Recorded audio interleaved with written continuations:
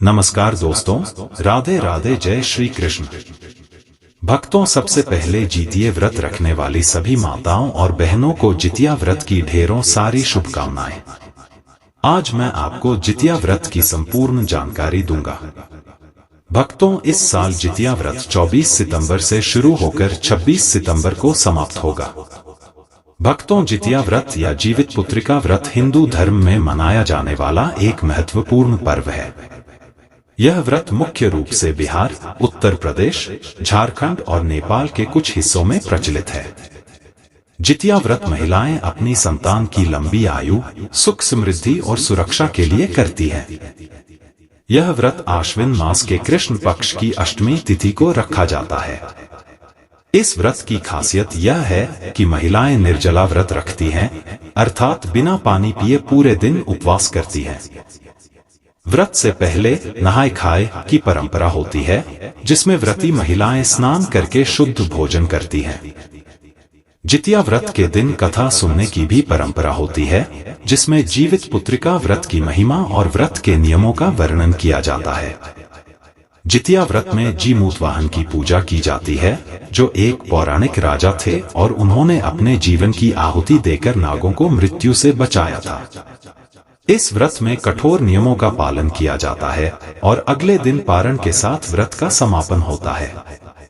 यह पर्व मातृत्व और संतान के प्रति प्रेम और समर्पण का प्रतीक माना जाता है। जितिया व्रत या जीवित पुत्रिका व्रत का महत्व और भी अधिक इसलिए है क्योंकि इसे माताओं द्वारा अपनी संतानों की लंबी आयु, सुख समृद्धि और स्वास्थ्य के लिए विशेष रूप से रखा जाता है। इस व्रत की परंपरा सदियों पुरानी है और इसे रखने वाली महिलाएं कठोर तपस्या और संयम का पालन करती हैं। इस व्रत का पालन करना न केवल धार्मिक बल्कि सामाजिक और सांस्कृतिक दृष्टिकोण से भी अत्यधिक महत्वपूर्ण माना जाता है। आइए इस व्रत से जुड़ी कुछ महत्वपूर्ण जानकारियों को विस्तार से जानते हैं। जितिया व्रत आश्विन माह के कृष्ण पक्ष की अष्टमी तिथि को रखा जाता है। यह पर्व 3 दिनों का होता है, जिसमें पहले दिन नहाय खाए, दूसरे दिन निर्जला उपवास और तीसरे दिन पारण के साथ व्रत का समापन होता है। अष्टमी तिथि का महत्व इसलिए भी है क्योंकि इसे शुभ और संतान की सुरक्षा के लिए उपयुक्त माना जाता है। जितिया व्रत के पहले दिन नहाय खाए की परंपरा होती है। इस दिन महिलाएं सुबह स्नान करके शुद्ध और सात्विक भोजन ग्रहण करती हैं, जिसमें विशेष रूप से चने की दाल, लौकी की सब्जी और चावल का सेवन किया जाता है। नहाय खाए के दिन महिलाएं व्रत की तैयारी करती हैं और अगले दिन के निर्जला व्रत के लिए शारीरिक और मानसिक रूप से तैयार होती हैं। व्रत का दूसरा दिन सबसे कठिन माना जाता है क्योंकि इस दिन महिलाएं बिना अन्न और पानी ग्रहण किए पूरे दिन उपवास करती हैं। इसे निर्जला व्रत कहा जाता है, जिसमें माताएं अपनी संतानों की लंबी आयु के लिए भगवान जीमूतवाहन की पूजा करती हैं। इस व्रत के दौरान महिलाएं संयम और धैर्य का पालन करती हैं और किसी भी प्रकार के विकारों से बचने का प्रयास करती हैं।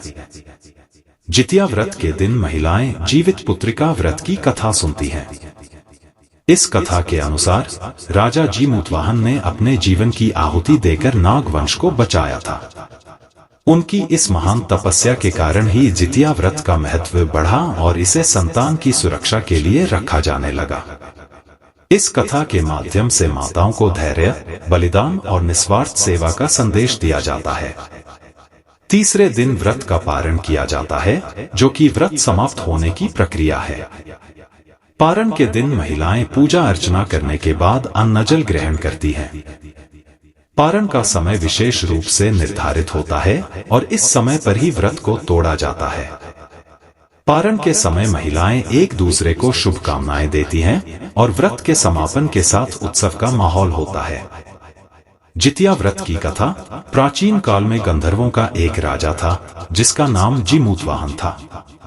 वह बहुत ही धर्मात्मा, दयालु और प्रजा का हित चाहने वाला राजा था। एक दिन जीमूतवाहन ने अपने राज्य को छोड़कर वन में तपस्या करने का निश्चय किया। वन में घूमते घूमते उन्हें नागमाता मिली, जो बहुत दुखी थी। जीमूतवाहन ने उनसे उनके दुख का कारण पूछा। नागमाता ने बताया कि उनकी जाति को गरुड़ ने खाने की प्रतिज्ञा की है और आज उनका पुत्र शेषनाग गरुड़ को भोजन के रूप में चढ़ाया जाएगा। जीमूतवाहन ने नागमाता को सांत्वना दी और कहा कि वे उनके पुत्र की जगह गरुड़ को अपने प्राण देंगे। ऐसा कहकर जीमूतवाहन स्वयं गरुड़ के पास गए और उनके लिए भोजन बनकर प्रस्तुत हो गए। गरुड़ जीमूतवाहन को पकड़कर आकाश में उड़ गए, लेकिन जब उन्होंने देखा कि जीमूतवाहन बिना किसी भय या पीड़ा के शांत है, तो गरुड़ को अचरज हुआ। गरुड़ ने उनसे इसका कारण पूछा। तब जीमूतवाहन ने पूरी कहानी बताई कि वे नागमाता के पुत्र की जगह अपने प्राण दे रहे हैं। जीमूतवाहन के इस त्याग और साहस से गरुड़ बहुत प्रभावित हुए और उन्होंने नागों को न खाने की प्रतिज्ञा की। इसके बाद जीमूतवाहन की भी जीवन रक्षा हुई और सभी नागों की रक्षा हो गई। जीमूतवाहन के इस महान त्याग और तप के कारण माताएं अपने बच्चों की लंबी उम्र और उनकी सुरक्षा के लिए जितिया व्रत रखती हैं।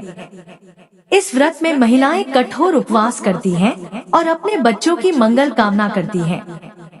जितिया व्रत का धार्मिक महत्व अत्यधिक है। इसे रखने से संतान की रक्षा होती है और उसकी दीर्घायु के लिए आशीर्वाद प्राप्त होता है। व्रत के दौरान किए गए कठोर तप और संयम से महिलाओं को आत्मिक शांति और संतोष मिलता है। धार्मिक मान्यताओं के अनुसार यह व्रत संतानों को आने वाले संकटों से बचाने में सहायक होता है। जितिया व्रत न केवल धार्मिक दृष्टि से महत्वपूर्ण है, बल्कि सामाजिक और सांस्कृतिक रूप से भी इसका बहुत बड़ा महत्व है। यह व्रत मातृत्व के प्रति समाज में सम्मान और आदर का प्रतीक है। व्रत के दौरान महिलाएं एक दूसरे के साथ सहयोग और समर्थन साझा करती हैं, जिससे आपसी प्रेम और सौहार्द का भाव प्रकट होता है। यह व्रत परिवार में सुख समृद्धि और शांति लाने में भी सहायक माना जाता है। आधुनिक समय में भी जितिया व्रत का महत्व कम नहीं हुआ है। आज भी महिलाएं पूरी श्रद्धा और आस्था के साथ इस व्रत का पालन करती हैं। हालांकि जीवन शैली में बदलाव के कारण कुछ महिलाएं व्रत के कठोर नियमों में थोड़ी छूट ले सकती हैं, परंतु व्रत की भावना और उसका उद्देश्य आज भी वही है, संतान की लंबी उम्र और उनका कल्याण। जितिया व्रत के अवसर पर सामुदायिक स्तर पर भी महिलाएं एकत्रित होती हैं और एक साथ व्रत का पालन करती हैं। इससे आपसी सहयोग और एकजुटता का भाव विकसित होता है। महिलाएं इस पर्व को एक साथ मनाती हैं और अपनी सांस्कृतिक धरोहर को जीवित रखती हैं। जितिया व्रत का पालन करने से महिलाओं को आध्यात्मिक लाभ भी मिलता है। यह व्रत न केवल शारीरिक तपस्या का प्रतीक है, बल्कि आत्मिक शांति और स्थिरता प्राप्त करने का भी एक माध्यम है। कठोर नियमों का पालन करते हुए महिलाओं को अपने अंदर की शक्ति और धैर्य को पहचानने का अवसर मिलता है। जितिया व्रत भारतीय समाज में माताओं के द्वारा संतान की भलाई के लिए किया जाने वाला एक महत्वपूर्ण पर्व है। इसमें धार्मिक आस्था, संयम, त्याग और बलिदान की भावना निहित है। यह व्रत माताओं के सच्चे प्रेम और संतान के प्रति उनके कर्तव्य बोध का प्रतीक है। तो उम्मीद करते हैं भक्तों आपको जानकारी पसंद आई होगी। तो वीडियो को एक लाइक करिए और ऐसी ही और जानकारियां जानने के लिए आपके अपने चैनल द आध्यात्मिक टेल्स को सब्सक्राइब भी कर लीजिए। बोलिए भगवान शिव की जय।